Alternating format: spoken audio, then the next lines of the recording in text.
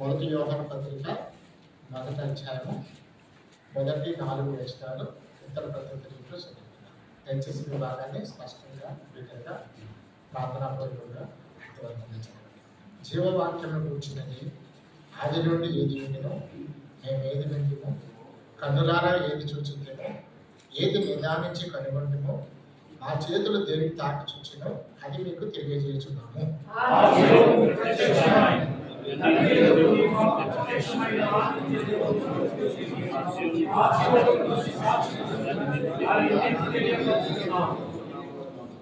మాతో కూడా మీకును సహవాసం కలిగినట్లు మేము చూచిన దాన్ని వినిన దాన్ని మీకును తెలియజేయుచున్నాము. మన సహవాసం అయితే తండ్రితో కూడాను ఆయన కుమారుడైన యేసుక్రీస్తుతో కూడాను ఉన్నది. సహాయపడే ప్రార్థన ప్రవేశిద్దాం. ప్రేమ కలిగిన మా పరలోక తండ్రి, కృప కలిగిన మా దేవ, ఘనమైన హెచ్చరించబడిన నామముకు వందనములు స్తోత్రములు చెల్లించుకొచ్చున్నాం. యథార్థ ప్రార్థనలందరూ మరియు కార్యాలు ఈ విధంగా దైవ సేవకులుగా బాధ్యత కలిగిన సంపూర్ణంగా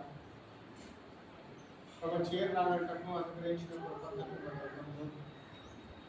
నేను విడిచిపెట్టిన కుటుంబాన్ని సంఘములను మీ కాపుదల భద్రతలో ఉంచుకోవాలని ప్రార్థిస్తున్నాను.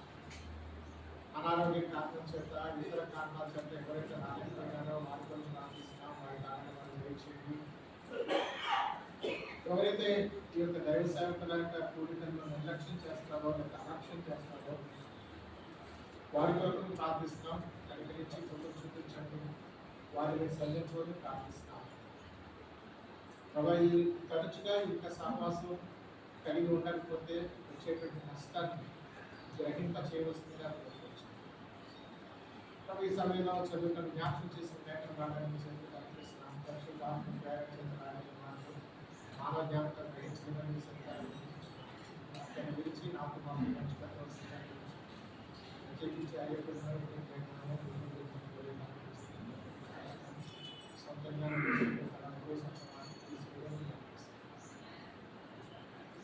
కేవలము మీ నోటబడిన మాత్రమే వాడుకోవాలని ప్రార్థిస్తాం. ఏదైతే అవసరమో, ఏదైతే క్షేమాభివృద్ధి కలిగిస్తుందో, ఏదైతే మనల్ని సంఘటితపరుస్తుందో, ఏదైతే మనల్ని అభివృద్ధిపరుస్తుందో, ఏదైతే మనల్ని ముందంజ వేసేదిగా ఉందో దాని మాత్రమే తీసుకురావాల్సిందిగా గుర్తించాం. అనవసరమైన ఇంటి మాటలను కలిగించవలసిందిగా గుర్తించాం. దీని కొరకు నన్ను నేను ఆత్మ ప్రాణాన్ని చిన్నకరకుండా ప్రశస్తమైన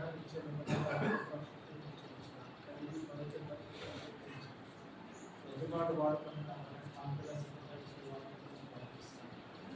మా మనకి ఎలక్ట్రిసిటీ పట్టుకోవడం వారి కొనసాగుతూ సహాయం చేయాలి. కనిపించి కనిపించిన అవకాశం వచ్చినట్లయితే మమ్మల్ని కనిపించుకొచ్చి మీరు ఆహ్వానించేస్తాం. మా ప్రభువులో రక్షకుడైన యేసుక్రీస్తు వారిని ప్రార్థించి వెళ్ళిపోతున్నాం తండ్రి.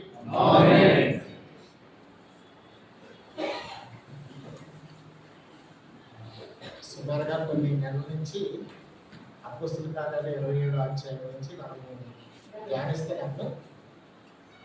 అయితే ఈ యొక్క నెల బయలుదేరక ముందే ప్రభు నాకు ఈ తలంపు ఇచ్చాడు. కనుక ఆ యొక్క అది అలాగే ఉంటుంది. ఒకసారి ఎప్పుడైనా మనం ధ్యానిద్దాము. ప్రభు ఇచ్చే తలంపులు ఒకసారి కలిగి ఉందామని ఆలోచన. నాటినప్పుడు కూడా అంటే అప్పుడు టైంలో సేవకులు కూడా వచ్చినట్టు తెలిసింది. వీళ్ళు తలంపు వచ్చిందని అలాంటి సడన్ ఆఫ్టర్నూన్ సెషన్లో మొదలుపెట్టేవారు. 1938, 1939 లేదా 1941 అని మొదలుపెట్టేవారు. అంటే ఓన్లీ జరిగిన సంఘ చరిత్ర మన సహవాసం ఎలా పుట్టింది, ఎలా ఆవిర్భవించింది దాని గురించి చెప్పుకొచ్చేవారు. అంటే నాకు కూడా అనిపించింది అందులో ప్రభు అలాగే ప్రోత్సాహించారు, మళ్ళీ తలంపించారు. అంటే ఇప్పుడు చేరించే వాళ్ళలో చాలామందికి మన సహవాసం ఎలా పుట్టిందో తెలియదు. అంతవరకు పుస్తకాలు చదవడం వాళ్ళకి తెలిసి ఉండొచ్చు, కానీ కొన్ని నేను స్వయంగా చూసినవి స్వయంగా విన్నాయి. అదే నేను చదివింది. ఏది చూసామో, ఏది విన్నామో, ఏది నిదానించి కనుగొన్నామో దాన్నే తెలియజేస్తామని చదివాను. కనుక నాకు తెలిసినంత వరకు ఈ యొక్క సహవాసం యొక్క ఆరంభాన్ని ఒకసారి ముందుకొచ్చాలని కోరుతున్నాను. అది మంచిది, మనకి అంటే తెలుసుకోవడం మంచిది. ఇతరులు అడిగినప్పుడు వాళ్ళ సమాధానం చెప్పడం కూడా మంచిది. గతంలో ఒకసారి నేను దగ్గర చెప్పాను కూడా, అమెరికా నుంచి వాళ్ళు ఫోన్ చేశారు. అంటే మా నాన్నగారు ఉన్న సమయంలో మేము ఇంకా రాజమండ్రి గుంటూరులో ఉన్న కాలంలో ఫోన్ చేశారు. ఫోన్ చేసి మొట్టమొదటిగా చెప్పిన మాట ఏంటంటే, ఈ యొక్క మన సహవాసంలో మీ నాన్నగారిని మించిన సీనియర్ కనబడలేదు. ఇప్పుడు మా నాన్నగారి కంటే ముందున్న వాళ్ళందరూ వెళ్ళిపోయారు. ఆయనతో కలిసి పనిచేసినవాడు కానీ, ఆయన కంటే ముందు నుంచి పరిచయం చేసినవాడు కానీ ప్రభు దగ్గరికి వెళ్ళిపోయారు. మీ నాన్నగారు ఒక్కడే కనబడుతుంది అన్నట్టు, కనుక మీ నాన్నగారిని అడగాలని అది ప్రశ్న వేస్తున్నారని చెప్పి ప్రశ్న ఇచ్చారు. ఆ ప్రశ్న దానికి సమాధానం మా నాన్న అప్పటికే సరిగ్గా మాట్లాడలేకపోతున్నారు, చెప్పలేకపోయారు. అయితే దానికి సమాధానం నేనే చెప్పాను. ఆయన వేసిన ప్రశ్న ఏంటంటే, ఏ మందిరంకి ఏ సహవాసానికి వెళ్ళినా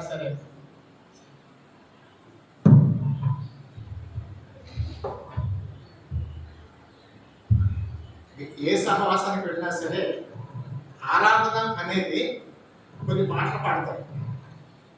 అదే ఆరాధన. పాటలు పాడటమే ఆరాధన. మనం ఆరాధించుకుందాం అంటారు, కొన్ని పాటలు పాడతారు, అదే ఆరాధన. తర్వాత ఆదివారం వచ్చేటికి ఒక వర్తమానం ఉంటుంది అంతే. అది ఏదైనా కానీ ఒక వర్తమానం ఉంటుంది. ఆ వర్తమానం బట్టి క్లోజ్ అవుతుంది. ఏ డినామినేషన్ అయినా తీసుకోండి, అన్ని డినామినేషన్లో జరిగేది అదే. మన దగ్గరికి వచ్చేసరికి 3 వర్తమానాలు ఎందుకు? ఇది ప్రశ్న. మొట్టమొదటిగా ఆరాధన వరకు ఒక వర్తమానము, తర్వాత వాళ్ళ దగ్గర ఇంకొక వర్తమానము, తర్వాత మెయిన్ మెసేజ్. ఇలా ఎందుకు చేశారు అని ప్రశ్నించాడు. ప్రశ్నిస్తే అంటే అఫ్కోర్స్ నాకు తెలిసిన కొంతవరకే చెప్పగలిగాను. మన అందరికీ మంచి యాక్టివ్ ఉన్నటువంటి చాలా వివరంగా చెప్పుండేవారు. కానీ నేను కొంతవరకు చెప్పాను. నేను వాళ్ళకి ఇచ్చిన సజెషన్ ఏంటంటే 2 పుస్తకాలు చెప్పాను. ఒకటి రాజమణి గారు రాసిన పుస్తకం, స్టీఫెన్ అంకుల్ మీ అందరికి ఇచ్చారు ఆ బుక్, మాన్సూన్స్ డే బ్రేక్. అది అసలు యాక్చువల్లీ ఇంగ్లీష్లోనే రాశారు, తర్వాత తెలుగులో తర్జుమా చేశారు. పిల్ల వెంకటరత్నం గారు తెలుగులో తర్జుమా చేశారు, మాన్సూన్స్ డే బ్రేక్. దాంట్లో ఆయన కొంత వివరణ అంతే, ఇంత డీటెయిల్ కాకుండా చాలా వరకు రాశారు. తర్వాత దేవసహాయం గారు, దేవదాస్ గారు, బుక్రూమ్ దేవదాస్ గారు అనేవారు. మన సేవకు బాగా తెలుసు, కొంతమంది తెలుసు. బుక్రూమ్ దేవదాస్ గారు ఆయన ఈ రాజమండ్రి దగ్గరికి వెళ్ళి, దొరైరాజు గారి దగ్గరికి వెళ్ళి ఆయన అడిగారు. ఆయన ఎందుకు ఇలాగానే ముందు భక్సేంటర్ని అడిగారు. భక్సేంటర్ని మన దగ్గర ఎందుకు వెళ్ళినాక మీరు అన్ని చోట్ల ఆయన ఏదన్నా సూటిగా అడిగేసేవాడు. భక్సేంటర్ దగ్గర అన్ని చోట్ల ఒక వర్తమానంతో క్లోజ్ చేస్తారు, మన దగ్గర 3 వర్తమానాలు ఎందుకు అని ప్రశ్నించారు. భక్సేంటర్ ఏమి చెప్పలేదు, ఇలాగా అని దానికి సమాధానం చెప్పలేదు. ఆయన ఏం చెప్పారంటే, వెళ్ళి నిర్గమకాండం 39-40 అధ్యాయాలు చదువుకోవాలన్నమాట. ఆయన చెప్పిన వాళ్ళ సమాధానం ఏంటంటే, వెళ్ళి నిర్గమకాండం 39 అధ్యాయం 40 అధ్యాయం చదవమన్నారు. చదివాడు. అంటే అందులో ఉన్నది ఏంటంటే, ఒకసారి మీకు తెలిసి ఉండొచ్చు, మోషే అట్లు చేశాడు. ఒక 2-3 మాటలు చూపిస్తాను. మొత్తం అంతా అధ్యాయం మాట అలాగే ఉంటుంది, జస్ట్ 2-3 మాటలు చదివిస్తాను. 5వ వచనం చెప్పండి, చూడండి. 39 నిర్గమకాండం 39 అధ్యాయం 5వ వచనం చెప్పండి, చూడండి. అట్లు యెహోవా మోషేకు ఆజ్ఞాపించాడు.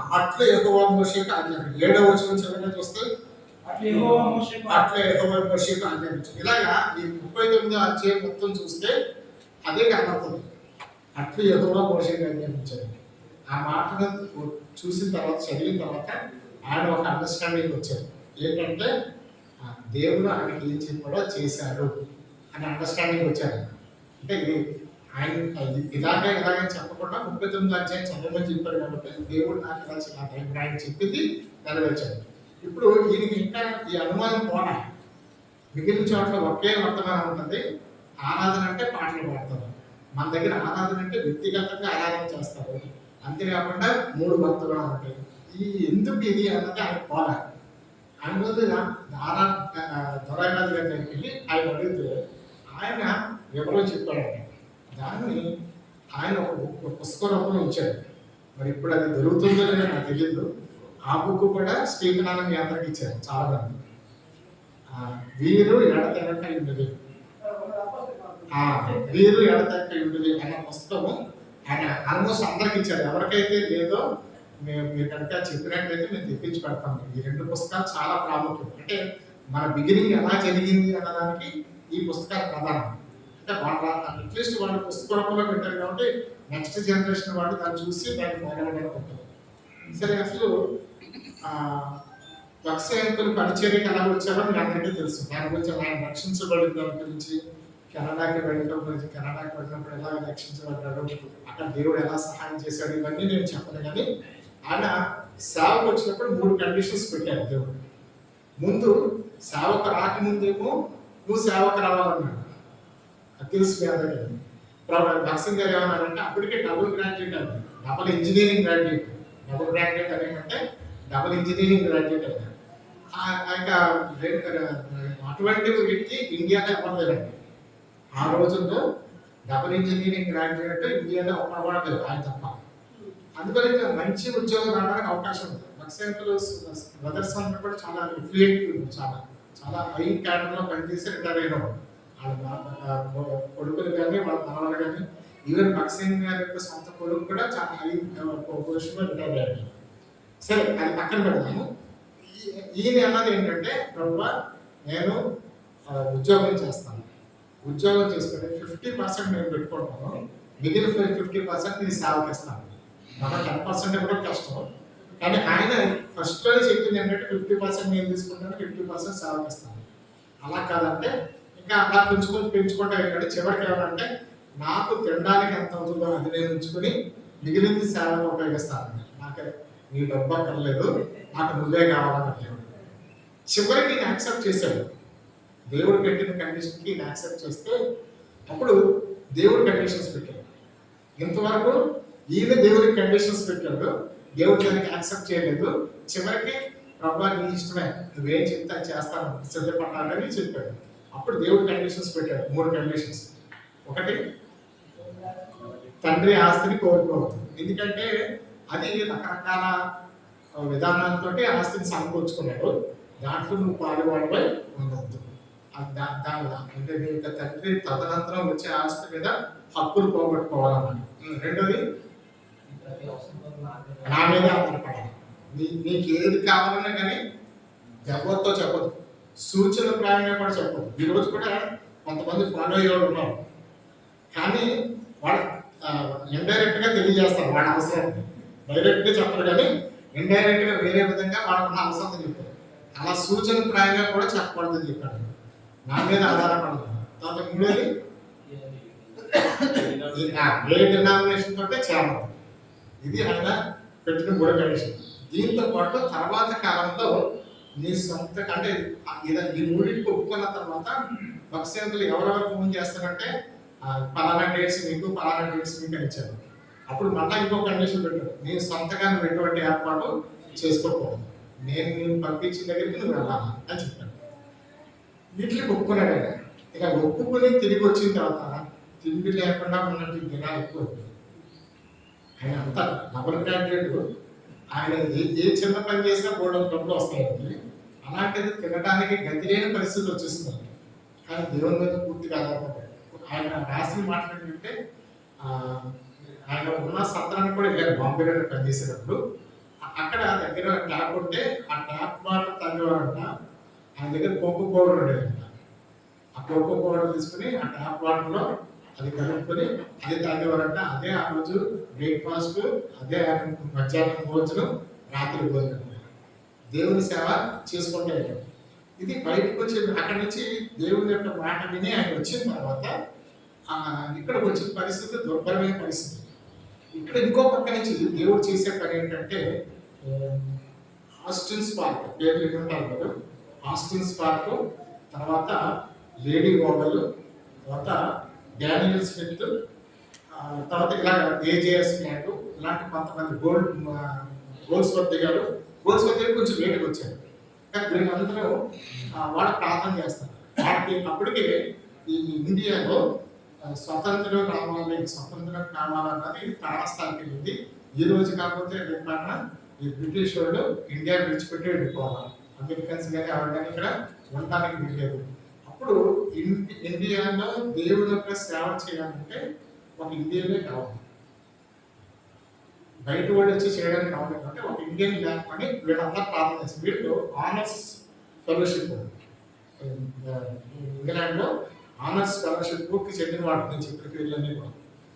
కానీ వాళ్ళు ప్రార్థన చేస్తారంట, ప్రభు ఒక ఇండియన్ లేవు, ఒక ఇండియన్ లేవు, మేము ఈ పరిచర్య వాళ్ళ చేతికి అప్పగిస్తాము అని వీళ్ళందరూ కలిసి ప్రార్థన చేస్తారు.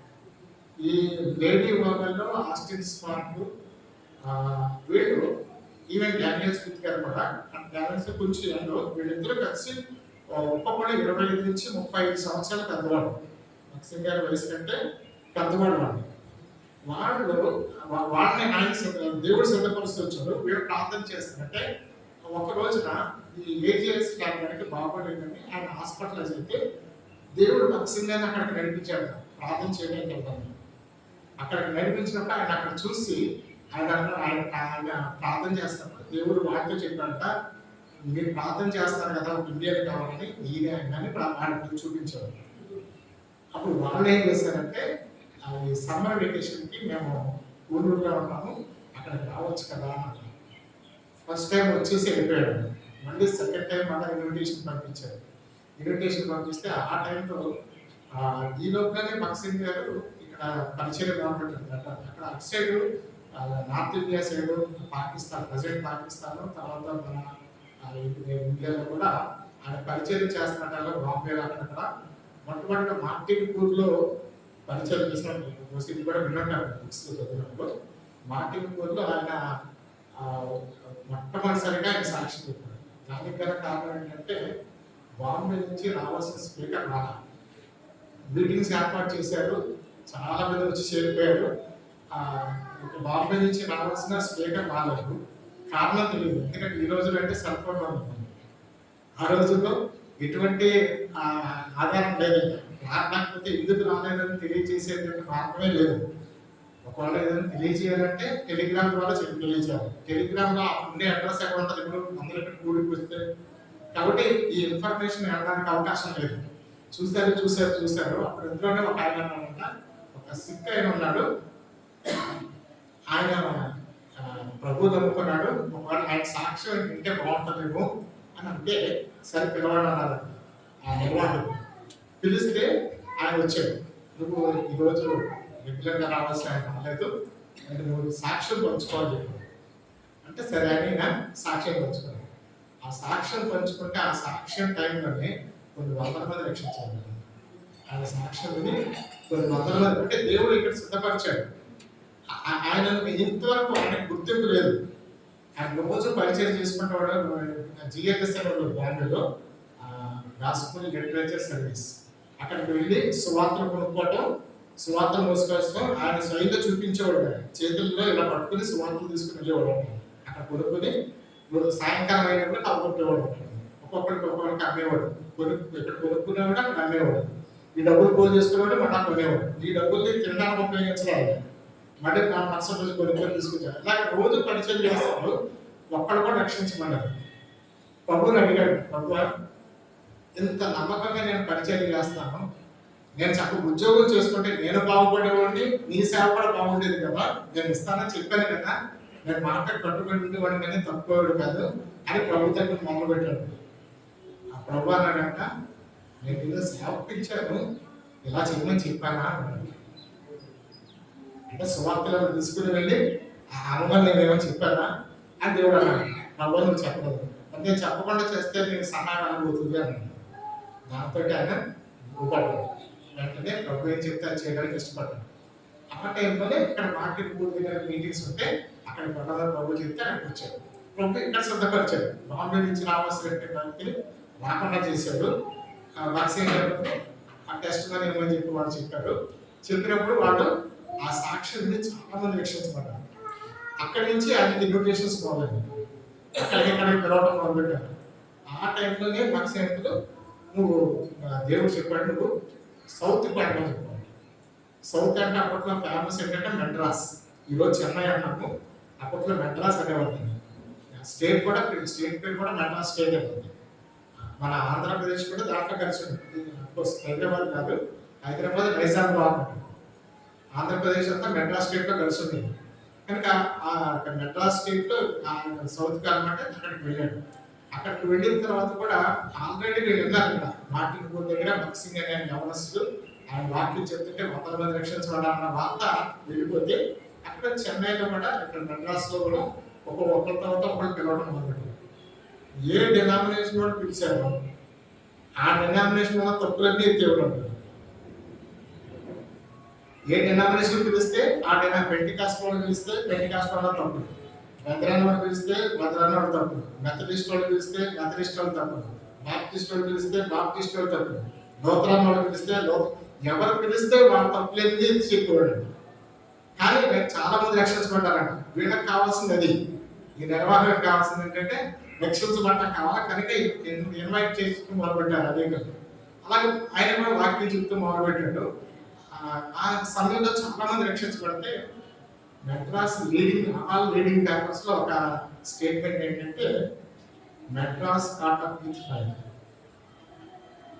మద్రాస్ నగరం దావనాలలో ఉండిపోయింది, అగ్ని దావనాలతో. అంటే మొత్తం అంతా కూడా కాటప్ విత్ ఫైర్ అని చెప్పేసి పేపర్ అన్నింటిలో రాశారు. కారణం ఏంటంటే ప్రతి ఒక్కరు పనులు మానేసుకున్నారు. సాయంకాలం అయినప్పటికీ అక్కడ మీటింగ్ ఎవరు అక్కడ వెళ్ళిపోయేవారు.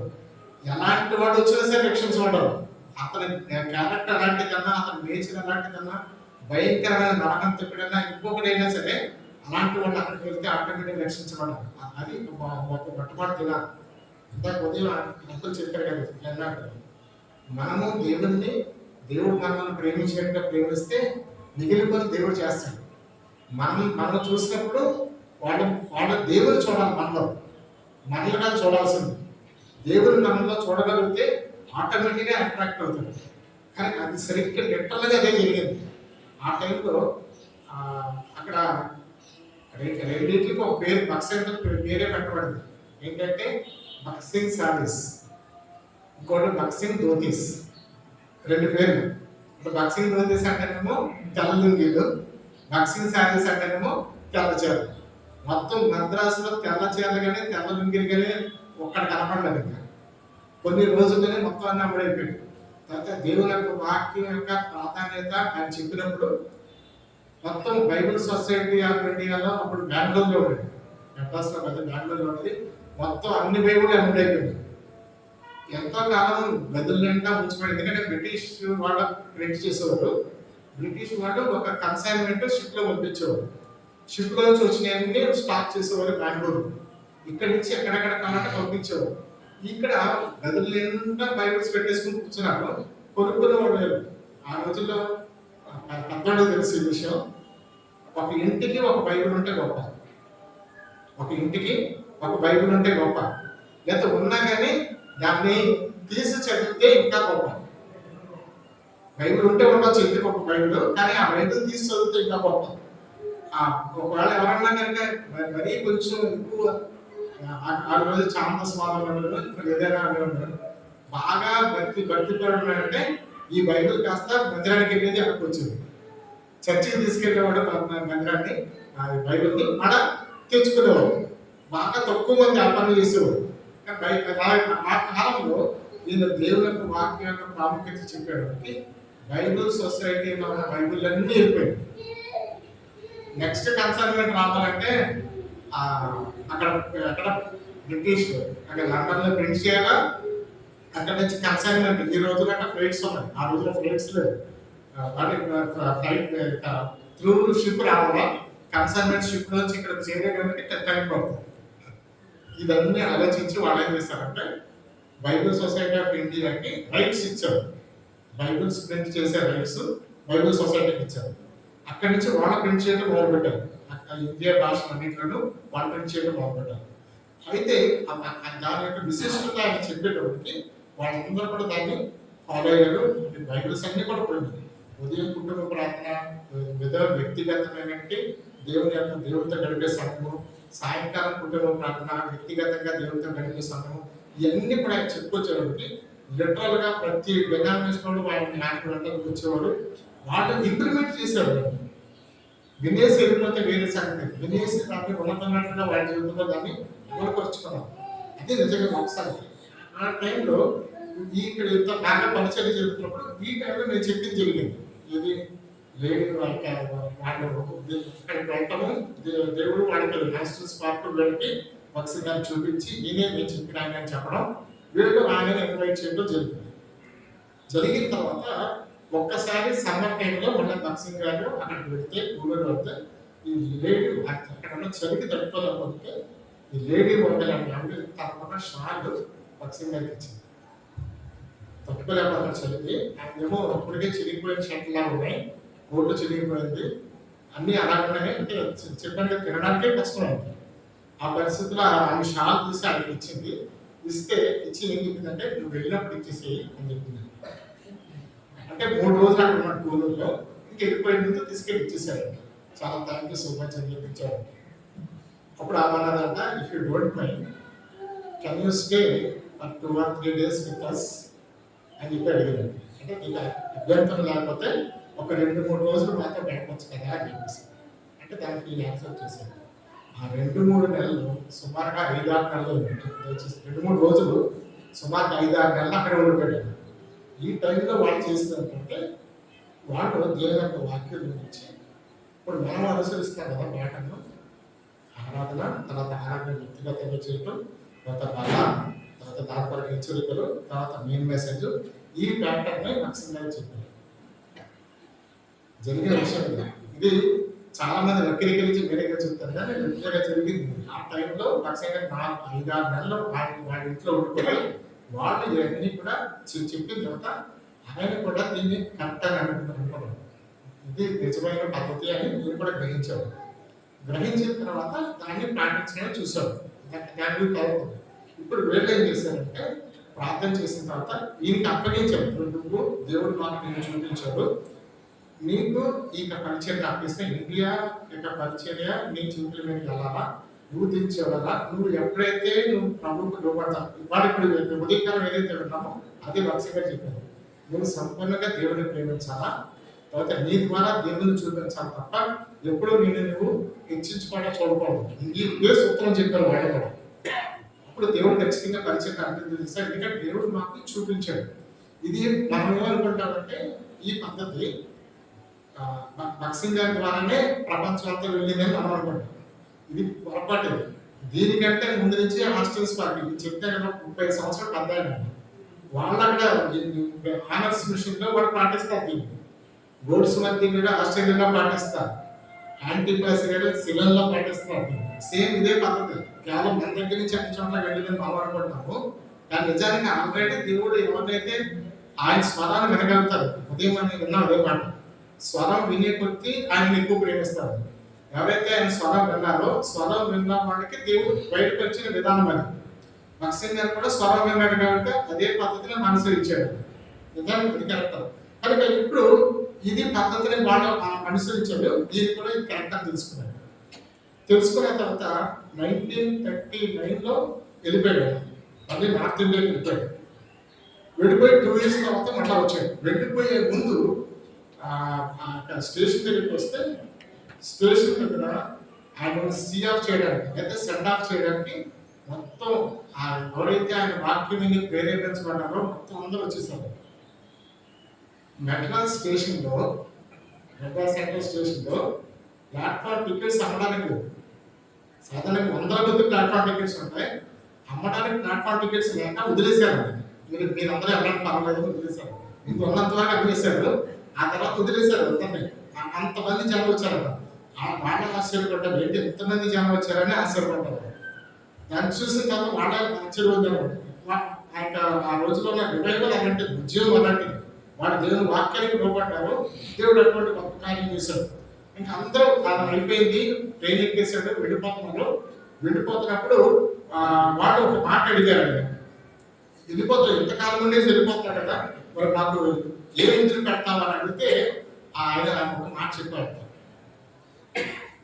బలిపీఠం మీద అగ్ని నిత్యము మంటూ చుట్టవలెను. ఆ మాట చెప్పేసి వెళ్ళిపోతూ వెళ్ళిపోతూ చెప్పిన మాట.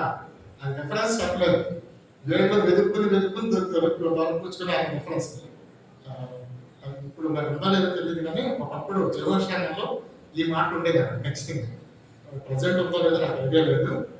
నేను గతంలో ఎన్నిసార్లు కన్నా ఆ మాట ఖచ్చితంగా సెంటర్లో ఉండేది.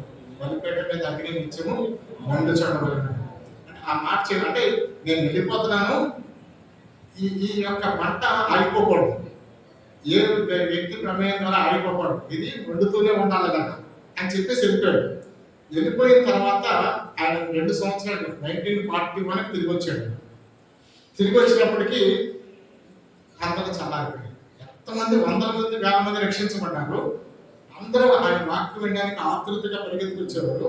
అలాంటిది అందరూ చల్లారిపోయారు. హ్యాండ్ఫుల్, వెరీ ఫ్యూ, అంటే నాకు తెలిసి 16-17 మంది అంతవరకే నిలబడిన వాళ్ళు.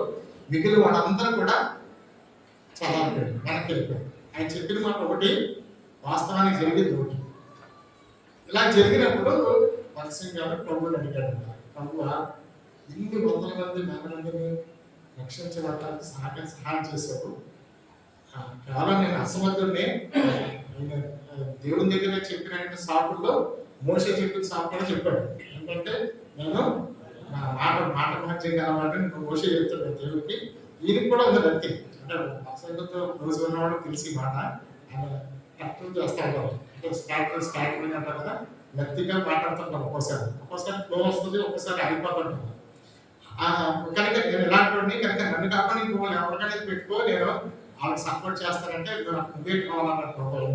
కనుక ఇప్పుడు ఈ జరిగిన తర్వాత ఇక్కడికి 2వ సారి వచ్చినప్పటికీ ఎప్పుడైతే చాలా తక్కువ మంది అయ్యారో, ఇదేంటి ప్రభా ఇంతమంది రక్షించబడ్డారో అంతమంది వెనక్కి వెళ్ళిపోయారంటే, ప్రభా నేనంటే నువ్వు ఉద్యోగం లేదని అన్నాడు. ఏముద్దానం ఏంటంటే, ప్రభా ఇంకొక డినామినేషన్స్, ఇప్పటికే చాలా డినామినేషన్స్ ఉన్నాయి, ఇంకొక కొత్త డినామినేషన్ స్టార్ట్ చేయొద్దు. నేను కేవలం సువార్థికుడిగా ఇవాంజలిస్ట్గానే ఉంటాను తప్ప ఇంకొక సంఘ సంస్థాపకుడిగా నేను ఉండను అని చెప్పాడు. దేవుడు కూడా బలవంతం చేయలేదండి, బలవంతం చేయలేదు, వదిలిపెట్టేశాడు. ఇప్పుడు సమయం వచ్చింది దేవుడికి. దేవుడు చెప్పాడు, నువ్వు ఇంకోటి మొదలు పెట్టనున్నావు కదా, నేను సువార్థికుడిగానే ఉంటానన్నావు కదా, ఇలాగే ఉంటున్నాను. అంటే రక్షించబడిన తర్వాత వాళ్ళని కట్టకపోతే, వాళ్ళు నిలబెట్టకపోతే, వాళ్ళకి ఆత్మీయ పోషణ ఇవ్వకపోతే ఇలాగే చెదిరిపోతారు అని చెప్పాడు. అప్పుడు మళ్ళీ అన్నాడంట, ప్రభా నువ్వేం చెప్తే నేను దానికి అంటే అప్పుడు మళ్ళీ ఇదే ప్యాటర్న్ ప్రభు చూపించాడంట. ఆల్రెడీ చెప్పబడింది వాక్యం ద్వారా, ఇప్పుడు ఇదే ప్యాటర్న్ ప్రభు చూపించాడు. కానీ నువ్వు ఎలా ఇంప్లిమెంట్ చేయాలో ఎవరు. అంటే దానికి కూడా కారణం ఏంటంటే బాప్తిసం ఇచ్చాడు. ఆల్రెడీ బాప్తిసం తీసుకున్న వాడికి బాప్తిసం ఇచ్చాడు. అది పెద్ద గొడవ అయిపోయింది.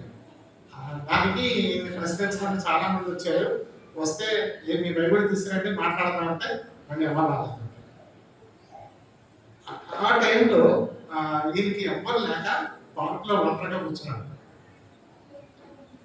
ఏం చేయాలో దిక్కు తోచలేదు. ఒంటరిగా కూర్చుంటే పార్క్లో రాజమణి దొరైరాజ్ ఇద్దరు ఫస్ట్ టైమర్స్ మెడ్రాస్కి. వాళ్ళిద్దరు రైల్వేస్లో పనిచేసేవారు. పనిచేసి తిరిగి వచ్చినప్పుడు వాళ్ళ పత్రికలు పంచడానికి వస్తారు పార్క్లో ఎవరైతే ఉంటారో వాళ్ళ పత్రికలు పంచడానికి వస్తే వాడు పక్షంగా చూసాడు. ఆయనము కూర్చున్నాడట, సూట్ కేసు కింద పెట్టుకున్నాడు, బైబిల్ తీసుకుని చదువుకుంటాడంట. బైబిల్ తీసుకుని చదువుతున్నట్టే, ఏంటి నువ్వు ఇక్కడ ఉన్నావు అంటారా అంటే, లేదు నేను రాత్రికి వెళ్ళాలా అని చెప్పాడు. నా దగ్గర డబ్బులు లేవని చెప్పలేదు, డబ్బులు లేక కూర్చున్నాడు నిజానికి. కానీ ఆయన ఆ మాట చెప్పలేదు, నేను నార్త్కి వెళ్ళాలా అంటే, ఎప్పుడు వెళ్తామో అప్పుడే వెళ్తుంది. కానీ ఇక్కడ పార్క్లో ఒంటరి కూర్చునేటంటే మా దగ్గరికి వచ్చి కూర్చో అని చెప్పేసి అన్నారంట. అని ఇంటికి తీసుకెళ్ళారు. రాజమండ్రి దొరరాజు వాళ్ళ ఇంటికి తీసుకెళ్ళిన తర్వాత అక్కడ కూర్చున్నప్పుడు మెల్లిగా అక్కడ దానికి వాళ్ళ ఇంట్లోనే చిన్నగా కోడికలు స్టార్ట్ చేశారు. దాని పేరు ఏంటంటే ప్రేయర్ హౌస్. సింపుల్ పేరు, ఇంకా వేరే పేరు లేదు. ప్రేయర్ హౌస్ అనే పేరు మాత్రం పెట్టారు. ప్రార్థనా మందిరం అంతే, అదొకటే పేరు. అక్కడ వాళ్ళు వాక్యం, దేవుని వాక్యం చెప్తున్నాడు, దాన్ని ఎక్స్పోజ్ చేస్తున్నాడు. చాలా మెరుగుగా వస్తూ ఉన్నాం. అయితే ఈ టైంలో జరిగింది ఏంటంటే, ఈయన వార్త చెప్పాడు. అప్పటికి ఇంకా జనరేషన్ రాలేదు. ఇది ప్యాటర్న్. ఇది మనం ఇక్కడ చేస్తున్న ఫాలో అవుతున్న పద్ధతులు కరెక్ట్ కాదు. ఏ డినామినేషన్ తీసుకున్నా ఇది తప్పు. ఇది దైవికమైన క్రమని ఈ మనం పాటిస్తున్న పద్ధతి అంటే వర్షిప్, తర్వాత పేరులు, తర్వాత మెయిన్ మెసేజ్, ఇలా 3 మెసేజ్లు ఇలాగా ఇది కరెక్ట్ పద్ధతి అని వాడు చెప్తే వాడు కూడా ఇది నిజము, ఇది కరెక్ట్ అనేది గ్రహింపులోకి వచ్చారు. వీళ్ళిద్దరితో పాటు దేవసహాయం గారు, తర్వాత జార్జి రాజరత్నం రాజమణి దొరరాజు, జార్జ్ రాజరత్నం, దేవసహాయం గారు. ఇంకొక ఆయన ఎవరో మిస్ చేశారు. దాసన్ గారు తర్వాత వచ్చాడు. దాసన్ గారు అంటే మాట్లాడినప్పుడు శ్రీశామ్యులు కదన్నా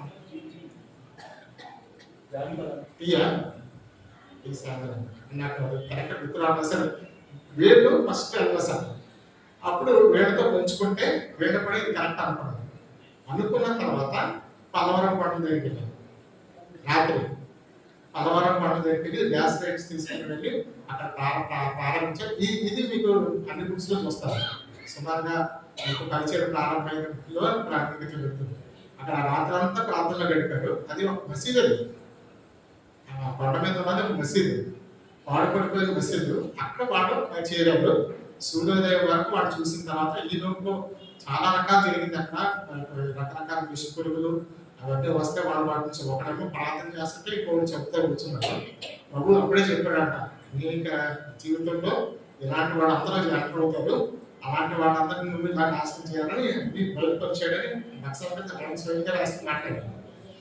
అప్పుడు వాళ్ళు అక్కడ వెళ్ళి ఆ రాత్రంతా గడిపిన తర్వాత కిందకి వచ్చిన తర్వాత కొండ దిగుని మొట్టమొదటి పరిచయం ప్రారంభించారు. ఆరాధన పరిచయం. అదే అంటే అందరూ ఎలా రాస్తారంటే పల్లవరం కొండల మీద దేవుడు నరసింహ గారికి బయలుపరిచాడు, ఆయన ఇక్కడికి వచ్చి మొదలు పెట్టాడు అని అంటారు చాలా మంది. That is totally wrong. Already ఈ ఆస్టిన్ స్పార్క్ తర్వాత డానియల్ స్మిత్ తర్వాత బ్రేడీ మోడల్ వీళ్ళ ద్వారా దేవుడు ఆయనకి బయలుపరిచాడు. ఆయన కూడా దాన్ని నమ్మాడు. ఈయన వీళ్ళతో పంచుకున్నాడు, వీళ్ళు కూడా దాన్ని నమ్మారు. ఇంప్లిమెంట్ చేసే ముందు వాడు పల్లవరం కొండ దగ్గరికి వెళ్ళారు. అది కరెక్ట్ అసలు. అది వచ్చిన తర్వాత అప్పుడు వీళ్ళు ఏం చేశారంటే భక్సి అంకులతో సమాన వయస్సు కలిగినట్టు ఏజేఎస్ ప్లాన్ ఆయనకు సుమారుగా ఇవ్వాలి 3-4 years డిఫరెన్స్. ఆయనను భక్సి అంకులతో పాటు వచ్చేసారు. దీన్ని కూడా ఆనర్స్ మిషన్ అయ్యాడు. ఆయన ఇక్కడ ఉంచేసి ఇక్కడి నుంచి పరిచయం చూసుకోవడానికి కూడా మీకు సహాయం చేస్తారంటే అంటే భక్సి అంకుల కంటే ఆ రోజుల్లో ఆ ఏజేఎస్ ప్లాన్ అని చెప్పే వాక్యం చాలా అద్భుతంగా ఉండేది. బైబుల్ స్టడీస్ చాలా డీప్ గా తీసుకునేవాడు. అప్పటికి భక్సి కొత్తగా వచ్చాను ప్రభుకు అప్పగించుకున్నప్పటికీ ఏదైనా సరే ఆయన చెప్పింది కంటే ఏజేఎస్ లాగా చెప్పే వాక్యం లేదా బైబిల్ స్టడీ చాలా డీప్ గా ఉంటాయి, లోతుగా ఉంటాయి. కానీ ఈమె జంత పరివారం ఉంచాడు. ఎక్కడ కూడా ఏజేఎస్ మాట్లాడు భక్సింగ్ గారి కంటే నేను పెద్దవాడిని లేదా నేను గొప్పవాడిని, నేను వాక్యం బాగా చెప్తాను కనుకొచ్చి కూడా చూడలేదు అనుకోండి. ఆయన నమ్మకంగా ఆయన భక్సింగ్ అంటలోనే ఆయన ఉన్నాడు చల్లగా. తర్వాత మళ్ళీ విభేదాలు వచ్చింది, వెళ్ళిపోయినా మళ్ళీ ఆ జోలికి బాధితుడు. అంటే ఏదైతే క్షేమాభివృద్ధికరం కాదో దాన్ని చెప్పడం మంచిది కాదు. మద్రాస్ నుంచి బక్సైట్లు హైదరాబాద్కు రావడం కూడా జరిగింది. దానికి గల కారణం కూడా నాకు తెలిసినా కానీ దాన్ని చెప్పడం మంచిది కాదు. అది మంచిది ఏదైనా క్షేమాభివృద్ధికరం అయితే చెప్పడం మంచిది. సరే, ఇక్కడ ఎప్పుడైతే పరిచయకి ఇది ఆచరించాడో దేవుడు మద్రాస్ వెళ్ళడం సరిపోలేదు. ఆయన కూడుకునే పేరు కోసం స్థలం రాజధాని గృహం సరిపోకపోతే వాడు స్థలం గురించి వెతుకుతుంటే రకరకాల స్థలాలు చూశారు. ఆల్రెడీ దేవుడు భక్సింగ్ గారి మనసులో ఒక నమూనా ఉంచాడు, ఒక ప్లాన్ ఉంచాడు. ఈ ఏది చూసినా ఈ ప్లాన్ తగ్గట్టుగా కనకాలి. చివరికి ఇది కూడా ఒక ముస్లిం జెరూసలేం, ప్రజెంట్ జెరూసలేం ఒక ముస్లిం. అంటే వీళ్ళు పాకిస్తాన్కి రిపాట్రియేట్ అయిపోయారు ఈ దేశం. అంటే వాళ్ళకి అప్పుడు ఆప్షన్ ఇచ్చారు. పాంతోడు తెలుసు కదా, పాకిస్తాన్ లో ఉన్నటువంటి హిందూస్ ఇండియా రావడానికి, ఇండియాలో ఉన్న ముస్లిమ్స్ పాకిస్తాన్ రావడానికి ఫ్రీడమ్ ఇచ్చారు. మీరు ఆస్తులు అమ్మేసుకుని వెళ్ళిపోవచ్చు, లేకపోతే ఉంచుకోవచ్చు, మీ ఇష్టం. అది వెళ్ళిపోవాలంటే వెళ్ళిపోవచ్చు. అంటే ఈ ఫ్యామిలీ పాకిస్తాన్కి వెళ్ళిపోవడానికి సిద్ధపడ్డారు, వెళ్ళిపోయి. ఇప్పుడు ఈ స్థలాన్ని ఎవరో చూశారు. లోపలికి వచ్చి చూస్తే అది ఒక మోటార్ సైకిల్ వేసుకుని తిరిగితేనే 10 నిమిషాలు పట్టిందంట ఆ స్థలం చుట్టురాడు. అంత పెద్ద స్థలం మనకెందుకు, మనకి మహా అయితే ఒక 200 మంది వస్తారు. ఆ 200 మందికి సరిపడా స్థలం చూసుకుంటే సరిపోతుంది, కానీ ఇంత పెద్ద స్థలం చూసుకొని మనం చేస్తాము అని అంటే దేవుడు అన్నాడంట, ఈ యొక్క స్థలము మీ కొరకు మాట్లాడుతుంది, చూపిస్తే వచ్చింది. తెలిస్తే చెప్పండి.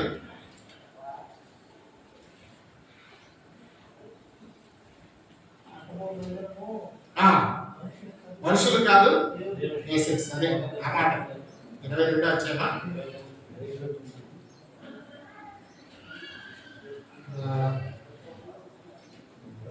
మొదటి దిగుతా 29 వచ్చేమా. చూడండి ఒకసారి మాట చదువుదాం. మొదటి దిగుతా కనుక ఇదే మాట 29 వచ్చాము. మొదటి వచ్చింది దేవుడు కోరుకొని నాకు మాట సర్వమానిక లేక ప్రయాణవాడు చివరి కోసం కట్టబో వాళ్ళని మనుషునికి కాదు దేవుడే ఎన్నుకోవాలి. ఈ మాట జెరూషలేము బిల్డింగ్ ఇప్పటికే ఉంది. ఎవరైనా మెడ్రాస్ వెళ్ళాలని చూస్తే అక్కడ చూడొచ్చు. ఈ మాటలో జెరూషలేములో ఇంగ్లీష్ లో ఇప్పటికి కూడా ఉంది. అది బట్టి చెప్పు చదువులో అంటే ఎన్నిసార్లు సున్నా వేసినా ఆ మాట రాశారు. అది అప్పుడు వాళ్ళు అక్కడ అండర్స్టాండింగ్ వచ్చారు. ఇది దేవుడు కోరుకున్న స్థానం. ఇది భక్తి దేవుడు పెట్టిన నమూనా కూడా ఇదే. కానీ ఇంత పెద్దది మనకు అనవసరం అనుకున్నారు, కానీ ఇప్పుడు అవసరం అనిపించింది. ఎందుకంటే దాన్ని తీసుకోవడానికి ఇష్టపడ్డారు. ఆ ఓనర్తో మాట్లాడారు. ఓనర్ ఏమంటే మీరు తీసుకోండి, నేను రిపేర్ చేసిస్తాను. రిపేర్ చేయడానికి అయ్యింది ఖర్చు 1000 రూపాయలు. ఆ రోజున 1000 రూపాయలు అయితే 1000 రూపాయలు ఆయన పెట్టి చేసాడు మొత్తం అంతా. రిపేర్ చేసి మీకు ఎలా కావాలో చెప్పండి అలాగే సరి చేసిస్తానని చేసి ఇచ్చాడట. రెంట్ తీసుకుని రెంట్ తీసుకున్నాను. అక్కడ మొదలుపెట్టాడు. మొదలుపెట్టిన తర్వాత దేవుడు దాన్ని ఇన్సూరెన్స్గా పెంచాడు. భగత్ సింగ్ గారితో ఎంతమందిని జతపరిచాడో చెప్తాం. నిజానికి భగత్ సింగ్ గారికి టెంపుల్లో ఆయన అరవడం రాదు. ఆయనకు వచ్చింది ఇంగ్లీష్ ఒకటి పంజాబీ వచ్చాడు. రెండే వచ్చు, మిగిలిన రావడానికి. అయితే దేవుడు ఏం చేశాడు, వారికి అనువాదంగా ఇచ్చాడు. ఆయనకి మ్యూజిక్ రాదు, పాటలు పాడటం రాదు. పాటలు పాడేవాడిని ఇచ్చాడు, పాటలు కట్టేవాడిని ఇచ్చాడు, మ్యూజిక్ వేసేవాడిని ఇచ్చాడు దేవుడు అక్కడ. అంతేకాకుండా అక్కడ ఓఎం ఆపరేషన్ మొబిలైజేషన్ జార్జ్ ప్రభుత్వం చెప్పాడు. ఆయన ఇండియా వచ్చినప్పుడు మెడ్రాస్ వచ్చాడు. ఫస్ట్ మెడ్రాస్ వచ్చినప్పుడు దేవుడిని అడుగుతున్నాడు, ప్రభా నేను ఎక్కడికి వెళ్ళాలని అడిగితే దేవుడికి చూపించాడు. ఎగ్మోర్ స్టేషన్ బాగా దగ్గర, ఎగ్మోర్ తెలుసు, ఎగ్మోర్ స్టేషన్ బాగా దగ్గర. ఇది స్థలంలో చూపిస్తే అక్కడికి వచ్చాడు. ఫస్ట్ డే ఆరాధన అక్కడ ఉన్నాడన్న. ఇది ఆయనకి కొత్త. అంటే ఈ వే ఆఫ్ వర్షిప్ అంటే ఆరాధన వల్ల తర్వాత మెయిన్ మెసేజ్ ఈ పద్ధతి ఆయనకి కొత్త. కానీ ఆయన ఓపికతో ఉన్నాడు. అంతా అయిపోయిన తర్వాత భోజనాలు చేస్తుంటే అంత ఆటల్లో విస్తరాలు వేసుకుని భోజనం వడ్డించినప్పుడు ఆయన భోజనం తింటా ఆయన భోజనం ఎలా తిన్నాలో తెలియదు. చారు పర్సెంట్ చారంతా కిందకి వెళ్ళిపోయిందంట. మనం ఏం చేస్తామంటే చుట్టూ పేర్చుకుని దాంట్లో మధ్యలో చారు వేసుకుని కలుగుతాం. ఆయనకి తెలియదు. ఆయన వేసిన చాలంతా కిందకి వెళ్ళిపోయిందంట. అలాగే కడ్డీలు కాల్చుకుంటూ తిన్నాడంట. ఆ రోజు ఆయన 4 పిల్లలు చాలా చిన్న పిల్లలు, అంటే ఒకటి నాతోడు. ఒకసారి రాజమండ్రిలో వచ్చినప్పుడు నాకు నిజంగా 2 జతలు ఉండేవి. ఆయన ఏం చేశారంటే ఆయన కొడుకు పట్టిన 3 జతలు తీసి నాకు ఇప్పించాడు. సరే ఈ జార్జ్ గారు ఆయన కొడుకు తన కూతురు భార్య ఈ తినలేకపోతే కడ్డీలు కాల్చుకుంటూ తిన్నారంట. ఆ రోజు ఇదేంటి ప్రభావ ఇలాంటి దగ్గర తీసుకొచ్చావు. ఆ తర్వాత మళ్ళీ మన సహవాసాన్ని ప్రేమించిన దేవుడు ఆయనతో మాట్లాడు, నర్సింగ్తో మాట్లాడు. ఈ ఓఎం వాడు వచ్చి మనతో పరిచయం చేయడం, మనతో చేతులు పెట్టాడు. సుమారు 50 ట్రక్స్ ఉండేవాడు. పెద్ద చిన్న కలిపి 50 ట్రక్స్ ఉంటే ఇన్ని చోట్లకి వెళ్ళి పరిచయం చేసేవాడు. సువార్త చెప్పడానికి బాగా ఉపయోగపడ్డాయి. తర్వాత వర్డ్ ఆఫ్ క్రైస్ట్ అని వాళ్ళని మనతో తీసుకొచ్చాడు. తర్వాత ప్రొఫెసర్ ఇనాక్ గారు స్టార్ట్ చేశారు EU మినిస్ట్రీస్. అది స్టార్ట్ చేసింది ప్రొఫెసర్ ఇనాక్. అదే జోషి ఆయన ప్రారంభించాడు. తర్వాత అలాగే రకరకాల పరిచర్యలు ఈ జెరూషలేము నుంచి స్టార్ట్ అయింది. మొట్టమొదటిగా మన సహవాసం వచ్చిన తర్వాత అందరికంటే ఫస్ట్ వచ్చింది ఓఎం వచ్చాడు. దీని తర్వాత ఒకరి తర్వాత దేవుడు అందరూ తీసుకొచ్చాడు. తర్వాత కాలంలో ఏమైందో తెలియదు, కానీ అందరూ గొడవ. అతను భక్సేంద్రుడు కూడా వదిలేసి హైదరాబాద్కి రావాల్సి వచ్చింది. సరే దాని అంటాను చదివితే ఏమైనా అది మంచిదిగా చెప్పడం నేను చెప్పను. సరే ఇక్కడ కావాల్సిన విషయం ఏంటంటే ఇక్కడ హైదరాబాద్ చూపించడం చాలా బాగా ఎస్టాబ్లిష్ అయింది. హైదరాబాద్ బేస్ చేసుకుని ఆల్మోస్ట్ ప్రపంచం అంతా పరిచయం జరిగింది. దాని తర్వాత భక్సేంద్రులు ఎప్పుడైతే వీక్ అయ్యారో ఆ వీక్ అయినప్పటి నుంచి పత్రం స్టార్ట్ అయింది. ఇప్పుడు కాదు, మనం ఇప్పుడు కళ్ళారా ఇప్పుడు చూస్తున్నాము. పత్రం ఇప్పుడుగా స్టార్ట్ అయింది. భక్సేంద్రులు ఎప్పుడైతే వీక్ అయినప్పటి నుంచి పత్రం స్టార్ట్ అయింది. ఇంతకు ముందు ఎవరైనా సేవకు సమర్పించుకోవాలని వస్తే వాళ్ళతోనే ఏదో మాట్లాడేవారు. అక్కడ ఉన్నటువంటి ఆకర్షణలు కానివ్వండి, లేదా హన్స్గారు కానివ్వండి, లేకపోతే దాసనగర్ కానీ, అప్పుడు జీటీ గారికి పేరే లేదు అసలు. నేను ఉద్యోగం చేసినప్పుడు హైదరాబాద్లోనే జీటీ గారిని ఎవరు పట్టించుకునేవారు కాదు. అప్పుడంతా ప్రభుదాస్ గారు, తర్వాత సిడి బెంగళూరు గారు, వాళ్ళిద్దరే ఎక్కువ. తర్వాత వెంకటరత్న గారు ట్రెజరర్. ఈ మెయిన్ వీళ్ళిద్దరే చూసుకునేవారు. అంతా పరిచయం నడిపించేదంతా వీళ్ళ చేసేవారు. వాళ్ళందరికంటే వయసులో చాలా చిన్నవాడు జీటీ గారు, కనుక ఆయన ఎప్పుడు సంప్రదించేవారు కాదు. అడిగితే ఎస్ అని చెప్పేవాడు అంతే. వాళ్ళ నడిపిస్తున్న సమయంలో వీళ్ళందరూ కూర్చుని వీళ్ళు ఒకే అంతా బక్సేంటర్ దగ్గరికి వచ్చింది. బక్సేంటర్ మళ్ళా కొన్ని క్వశ్చన్స్ వేసేవాడు. ఆయన ఎస్ అంటే మధ్యలో ఉండేవాడు, లేకపోతే లేదు. తర్వాత వచ్చిన తర్వాత నేను ఎందుకు సేవకు సమర్పించుకున్నానా అని ఏడిసే రోజు ఎవరికీ లేకుండా ప్రతి ఒక్కరు ఏడిసాడు. నేను సేవకు రాకపోయి ఉంటే బాగుండేది అనుకునేవాడు. అంటే అంతలాగా ఇబ్బంది పెట్టేవాడు వాడు.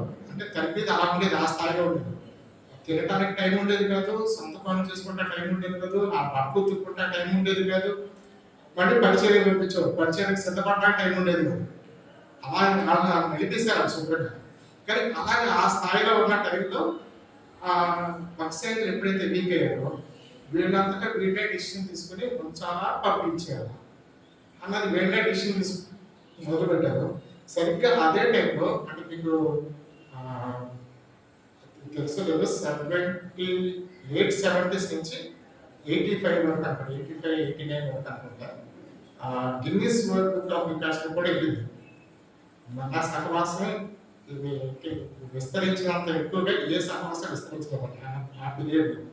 కానీ కొన్ని వేల సంఘాలు ఏర్పడ్డాయి. వీళ్ళకి సంఘం ఎప్పుడైతే ఏర్పడిందో సేవకుడు ఈ రోజు పద్ధతులు మారిపోయింది. ఈరోజు సేవకుడు వద్దనుకుని సంఘాలు అయిపోయినాయి. ఆ రోజుల్లో ఏంటంటే సంఘం అంటే సేవకుడు ఉండి తీరాలి. వాళ్ళకి సంఘాలు పెరిగిపోయి సేవకులు లేదు పరిస్థితులు అయ్యి.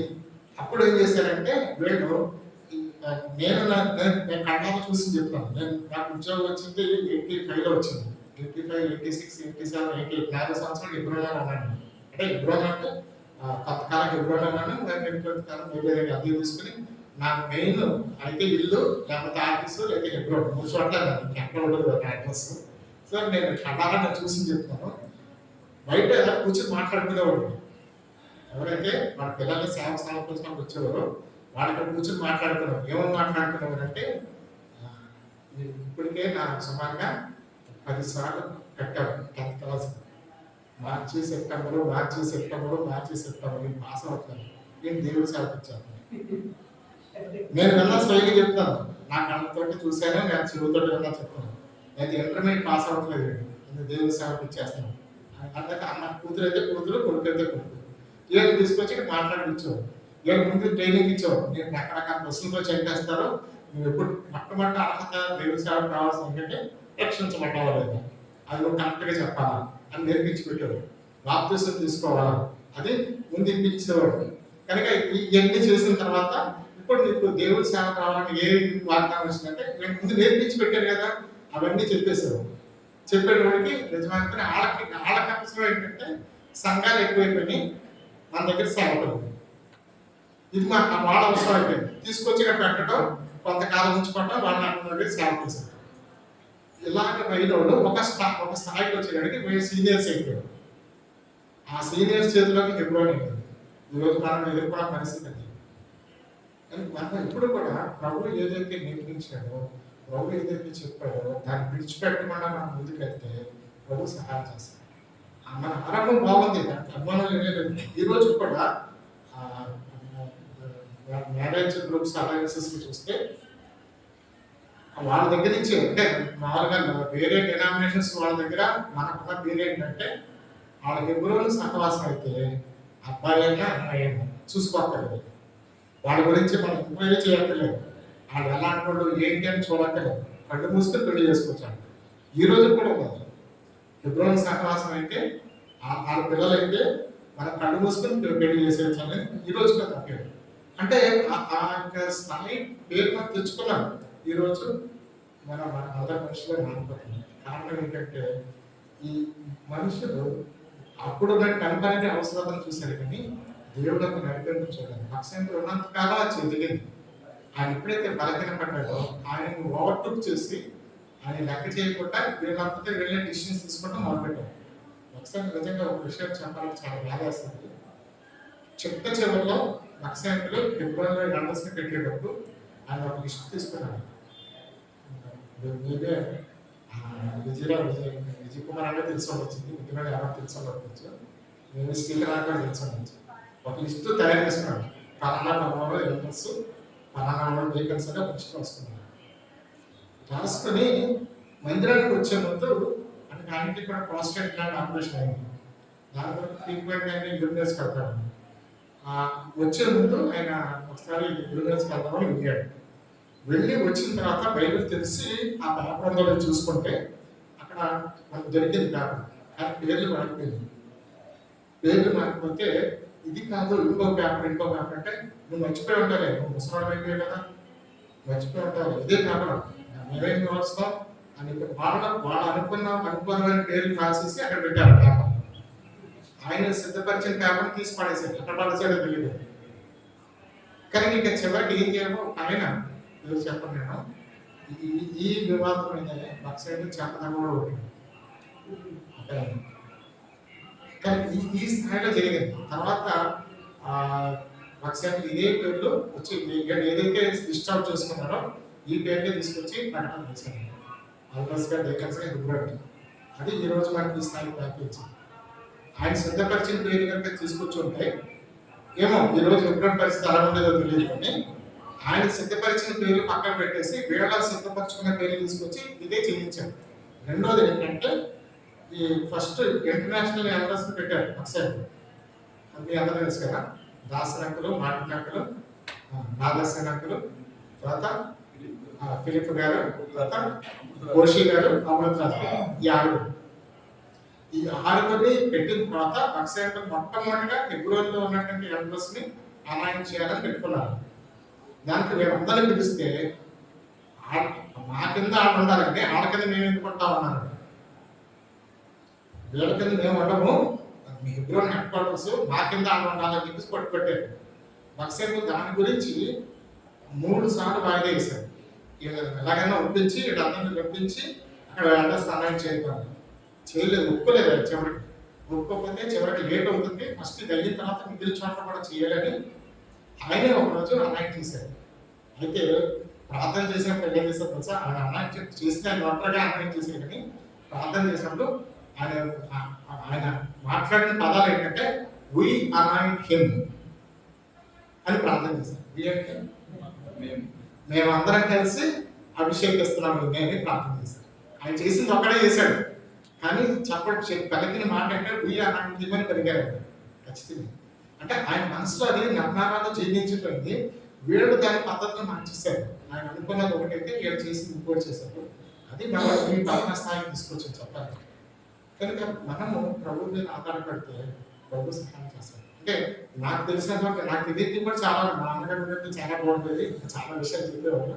కానీ ఈ కిరీటం మంచిది వారికి ఎందుకు ఇలాగే మనం ఈ పరిస్థితికి వచ్చేలా తెలుసుకుంటే చాలా అవసరం. ఊరికే జస్ట్ లైక్ దట్ మనం ఈ స్థాయి దిగజారలేదు. చేయడానికి పొరపాటు ఎన్నో చేస్తాము. కాబట్టి మనమంటే మీరు నేను కాదు, ఎవరు చేసినా we are in the body of Christ. మనందరం కూడా క్రీస్తు యొక్క శరీరంలో ఉన్నవాళ్ళమే. ఎవరికి కష్టమైనా అందరికీ కష్టం. ఒకప్పుడు ఏంటంటే హెబ్రోన్ వాళ్ళు చాలా సంతోషించేవాడు. ఇక్కడ కొట్టు తెచ్చేవాడు, ఇక్కడ విభేదాలు కొట్టు తెచ్చేవాడు. అక్కడ ఏమో సింపుల్గా ఏం చేశారంటే నువ్వు పక్కన నేను ఇంకొంచెం ఇంకో స్టార్ట్ చేశారు. అలా ఎన్నో చేశారు. ఇద్దరిని సమస్యను పరిష్కరించాలి, చేయాల్సింది. ఇద్దరి మధ్య విభేదాలు బాగా తప్పవు.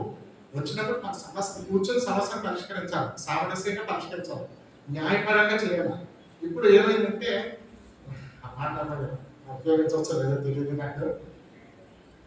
నా మ్యారేజ్ అయిన కొత్తలో అప్పుడు కొత్తగా ఏర్పడుతున్న మాట ఏంటంటే మన హెబ్రోన్లో కూడా డబ్బులకు పద్ధతి అని. నా మ్యారేజ్ అయిన కొత్తలో విన్న పదం అది. మన హెబ్రోన్లో కూడా డబ్బులకు పని అయిపోతుంది. మంచిగా ఎవరైతే ఇస్తారో మనకి కాలంలో జరుగుతుంది.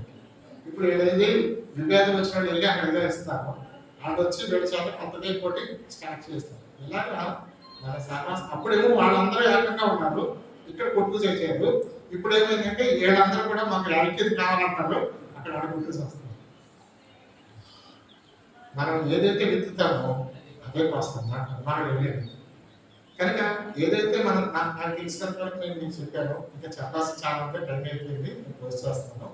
కానీ ఏదైతే మనం విన్నామో, ఏదైతే మనం తెలుసుకున్నామో, దేవుని యొక్క వాక్యాన్ని అనుసరించి మనం జీవించుకోవడం చాలా అవసరం. వాక్యానికి విరుద్ధంగా ఎప్పుడైతే జీవించామో తప్పనిసరిగా దేవుని ఉగ్రత మనకు వస్తుంది. ఇంకా ఉదయం కాలం ఇప్పుడు మాట చాలా ఖచ్చితమైన మాట చెప్పారు. దేవుని యొక్క స్వరం వినే కొద్దీ దేవుని ప్రేమించడం అధికమవుతుందని చెప్పారు. వాస్తవానికి కరెక్ట్ అది. నేను నా జీవితంలో చూసి చెప్తాను. ఎప్పుడైతే మనం దేవుడి నుంచి దూరం అవుతుంది, చిన్న ఇన్సిడెంట్ చాలు దేవుడి నుంచి దూరం అవడానికి. ఆ చిన్న ఇన్సిడెంట్ ఏం చేస్తారంటే దేవుడిని చాలా దూరం చేస్తాం. ఒకవేళ ఎవరికైనా మరి ఈ యొక్క అనుభవం అనేది తెలియదు, ఒక కుటుంబంలో కలిసి ఉన్నవాడు ఏదో ఒక చిన్న కారణం చేత దూరపడేయాలనుకోండి, ఆ దూరం పెరుగుతూ తప్ప తగ్గదు. తగ్గాలంటే ఏడో తగ్గాల, తగ్గితే తప్ప తగ్గదు. ఇదే జరుగుతుంది దేవుని విషయంలో కూడా. ఈ చిన్న విషయం సరిపోతుంది దేవుడి నుంచి మనం దూరం చేయడానికి. తిరిగి మనం సంఘటితం కావాలంటే చాలా కష్టం.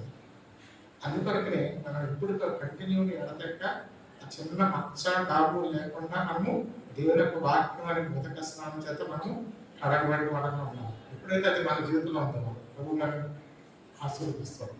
కనుక మిగిలిన సంగతి పక్కన పడతాం, అందరికీ వర్తించా. కానీ ప్రత్యేకించి పరిచయలో ఉన్నట్టే మనము, దేవుడి సేవలో ఉన్నట్టు మనము దీన్ని ఖచ్చితంగా పాటించాలి. మనము మనుషుల వైపు మొగ్గు చూపుకోవద్దు, మెజారిటీ వైపు మొగ్గు చూపుకోవద్దు. ఎవరు చెప్పింది వింటే వాళ్ళకి కరెక్ట్ అనిపిస్తున్నాం. మనం నడిపించాల్సింది ఎవరంటే దేవుడు.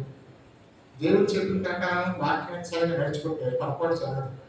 ఎప్పుడైతే మనుషుల మాటలు వింటాను మొదలు పెడతామో నిజంగానే ఆ చెప్పింది కరెక్టే కదా కానీ వాళ్ళ వైపు మొగ్గు చూపెట్టడం ఉంటుంది. ఉదయకాలం అన్నమానికి కూడా చెప్పారు ఏమన్నారంటే, దేవుని కనుక ప్రేమించగలిగితే మనం మందని ఎవరి దగ్గర నడిపిస్తాం అంటే దేవుని దగ్గర నడిపిస్తాం. కానీ మన దగ్గరికి మన వెనకాల బలపక్క నడిపించుకోవాలి. నా వెనకాల ఎంతమంది ఉన్నారని చెప్పుకోవడానికి మనం ఉన్నాం, వాళ్ళని కూడా దేవుని దగ్గరికి నడిపిస్తాం. యోహాను చేసిన పని అదే. యేసు ప్రభు చూపించి ఈయన పాపం మోసుకొని దేవుడు కుమారుడు నేను కాదని చెప్పాడు. నువ్వు క్రీస్తు అంటే నిజాన్ని చెప్పాలంటే ఆ స్థాయిలోకి వచ్చాడు కాబట్టి నేను క్రీస్తు అని చెప్పుకోవచ్చేమో, కానీ తనకు ఒప్పుకోలేదు. రాబోయేవన్నీ చూపించాడు అంతసేపు. మనం కూడా మన జీవితంలో ఎప్పుడు కూడా మన ప్రభువుని కనిపరిచే వారంగా ఉండడానికి ప్రయాసపడాలి. దేవుడికి కొన్ని మాటలు దీవించమంటారు.